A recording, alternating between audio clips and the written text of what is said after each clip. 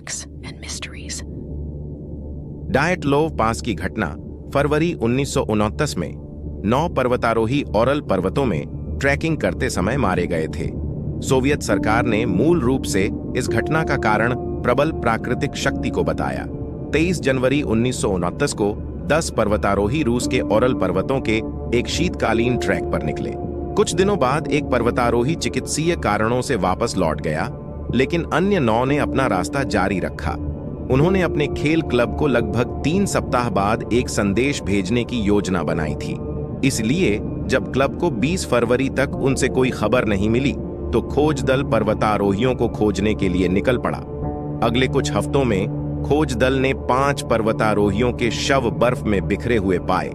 वे विभिन्न प्रकार के कपड़ों में थे और उनके शरीर पर अजीब चोटें थीं, जिनमें से एक ने अपने ही अंगुली का हिस्सा काट लिया था। कुछ महीनों बाद बर्फ पिघलने के बाद जांचकर्ताओं ने शेष 4 पर्वतारोहियों के शव खोज निकाले। उनके शरीर पर और भी अधिक अजीब चोटें थीं। एक की खोपड़ी टूटी हुई थी, दूसरे की गर्दन मुड़ी हुई थी, 2 की आंखें गायब थीं और उनमें से एक की जीभ भी गायब थी। 9 पर्वतारोहियों की भयानक मौत ने प्राकृतिक आपदाओं से लेकर गुप्त हथियार परीक्षणों और यति के हमले तक कई सिद्धांत उत्पन्न किए हैं। हालांकि कुछ सिद्धांत अन्य की तुलना में अधिक संभावित हैं। डायटलोव पास घटना के रूप में यह जानी जाती है, अभी भी एक विवादास्पद और अनसुलझी रहस्य बनी हुई है। डायटलोव पास ओरल पर्वतों का वह हिस्सा जिसमें पर्वतारोही ट्रैकिंग कर रहे थे, उस दुर्भाग्यपूर्ण अभियान के नेता इगोर डायटलोव के नाम पर रखा गया है। डायटलोव 23 वर्षीय छात्र थे जो सोवियत रूस के उरल पॉलिटेक्निक संस्थान में इंजीनियरिंग की पढ़ाई कर रहे थे। उन्होंने संस्थान के अन्य 8 छात्रों के साथ इस यात्रा की योजना बनाई थी, जिनकी उम्र 20 वर्ष के आसपास थी। सभी छात्र अनुभवी पैदल यात्री थे। साथ ही 30 साल की उम्र के खेल प्रशिक्षक भी थे जो अभियान में शामिल हुए थे। यात्रा के लगभग 5 दिन बाद छात्र यूरी युडिन ने साइटिका के कारण टीम को छोड़ने और वापस जाने का फैसला किया। यदि वह कुछ दिन और उनके साथ रहा होता तो वह भी उसी घटना में मारा जाता जिसमें अन्य की मृत्यु हो गई थी। ऐसा इसलिए क्योंकि लगभग 1 फरवरी के आसपास 9 पर्वतारोहियों ने अपना तंबू अंतिम बार लगाया। जब खोज दल ने तंबू पाया तो वह ढहा हुआ और बर्फ से ढका हुआ था। अंदर पर्वतारोहियों की वस्तुएं अपेक्षाकृत अछूती थीं। टीम ने तंबू में उनके जूते, कपड़े और उपकरण व्यवस्थित रूप से रखे हुए पाए और भोजन एक प्लेट पर कटा हुआ था, मानो वे इसे खाने की तैयारी कर रहे थे। तंबू को काटा गया था और जैसा कि एक दर्जी ने बाद में देखा, यह कट अंदर से किया गया था। पहले 2 शव जो खोज दल ने पाए वे छात्र यूरी दोरोशेंको और यूरी क्रिवोनिशेंको के थे, जो तंबू से कुछ 100 गज दूर पड़े हुए थे। वे अपनी अधोवस्त्र में एक आग के पास पड़े हुए थे। एक मेडिकल परीक्षक ने बाद में नोट किया कि क्रिवोनिशेंको के शरीर पर जलने के निशान थे और उसके मुंह में मांस का एक टुकड़ा था जिसे उसने अपने ही हाथ से काट लिया था। खोजकर्ताओं ने एक अलग स्थान पर ट्रैकिंग नेता डायटलोव और जिनाइडा कोल्मोगोरोवा, जो कि ट्रैकिंग पर जाने वाली 2 महिला छात्रों में से एक थीं, के शव पाए, जिससे ऐसा लगा कि वे तंबू की ओर वापस लौटने की कोशिश कर रहे थे। बाद में खोजकर्ताओं ने रुस्तेम स्लोबोदिन का शव पाया, जो तंबू की ओर वापस लौटने की कोशिश कर रहा था जब उसकी मृत्यु हो गई। सभी 5 छात्रों की मृत्यु हाइपोथर्मिया से हुई प्रतीत होती है, जो अजीब व्यवहार और विरोधाभासी निर्वस्त्रता का कारण बन सकता है। एक घटना जिसमें लोग गर्म महसूस करने के कारण कपड़े उतारने लगते हैं, भले ही वे ठंड से मर रहे हों। लेकिन अभी भी 4 शव गायब थे। मई में जब क्षेत्र में और बर्फ पिघल गई, एक स्वदेशी मनसी शिकारी ने बर्फ की एक गुफा के अवशेषों की खोज की। अंदर बचाव कर्मियों ने अलेक्जेंडर कोलेवातोव, निकोलाय थिबो-ब्रिग्नोल, खेल प्रशिक्षक सेमियोन जोलोतारियोव और ल्यूडमिला दुबिनीना के शव पाए, जो ट्रैक पर जाने वाली दूसरी महिला छात्र थीं। इन तीनों शवों के लिए मृत्यु का कारण हाइपोथर्मिया प्रतीत नहीं हो रहा था। थिबो-ब्रिग्नोल की खोपड़ी इतनी गंभीर रूप से टूटी हुई थी कि उसकी मस्तिष्क में हड्डी के टुकड़े थे, जबकि झोलोतार्योव और दुबिनीना के छाती कुचली हुई थी।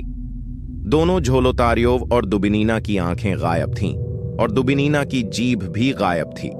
मौतों की प्रारंभिक जांच यह निर्धारित नहीं कर सकी कि कोई अपराध हुआ था और अंततः निष्कर्ष निकाला कि पर्वतारोहियों की मौत प्रबल प्राकृतिक शक्ति के कारण हुई थी। लेकिन कुछ रूसी नागरिकों ने सोचा कि कहीं सोवियत सरकार कुछ छिपा तो नहीं रही है। इस तथ्य की खोज कि कुछ यात्रियों के कपड़ों में विकिरण के निशान पाए गए थे, इस अटकल को बढ़ावा दिया कि यात्री किसी प्रकार के हथियार परीक्षण आपदा में मारे गए थे। कपड़ों पर यह रेडियोधर्मिता इस तथ्य से समझाई जा सकती है कि 2 साल पहले किश्तिम आपदा के नाम से जाने जाने वाली एक परमाणु घटना हुई थी। यात्रा पर गए यात्रियों में से एक दूषित क्षेत्र में रहता था और दूसरे ने सफाई में मदद की थी। इसके बावजूद कई रूसी लोगों को संदेह था कि सरकार कुछ छिपा रही है। जो कुछ हुआ उसके बारे में सिद्धांतों में येती, केजीबी और सीआईए शामिल थे। 2019 में रूसी सरकार ने डायटलोव पास घटना को फिर से खोला। नए जांच का नेतृत्व करने वाले अभियोजक आंद्रेई कुर्याकोव ने स्लैब हिमस्खलन सिद्धांत का प्रस्ताव रखा। जिस ढलान पर यात्रियों ने अपना तंबू लगाया था वह पारंपरिक हिमस्खलन के लिए पर्याप्त खड़ी नहीं थी, लेकिन कुर्याकोव ने सिद्धांत दिया कि फिर भी बर्फ का एक स्लैब तंबू पर गिर सकता था।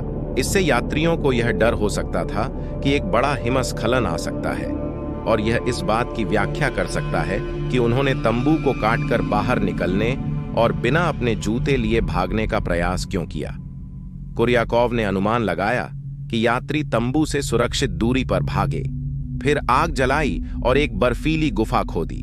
बर्फीली गुफा उन यात्रियों पर गिर गई होगी जो अंदर थे, जिससे गंभीर चोटें आईं, जो केवल उस क्षेत्र में पाए गए शवों पर थीं। भोजन खोजने वाले जानवरों ने गायब आंखें और जीभ खा ली होंगी। तंबू के बाहर के लोग ठंड से मर गए होंगे। कुर्याकोव के सिद्धांत को जारी करने के बाद स्विट्जरलैंड के 2 शोधकर्ताओं ने इसे परीक्षण करने का निर्णय लिया।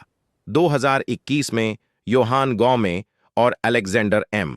पुजरिन ने कम्युनिकेशंस अर्थ एंड एनवायरनमेंट में एक पेपर प्रकाशित किया, जिसमें एक गणितीय मॉडल का उपयोग किया गया ताकि यह निर्धारित किया जा सके कि तंबू के स्थान और उस समय के मौसम की स्थिति को देखते हुए एक स्लैब हिमस्खलन संभव था या नहीं। उन्होंने निष्कर्ष निकाला कि यह वास्तव में संभव था। वास्तव में ऐसा हुआ या नहीं, यह एक और बात है।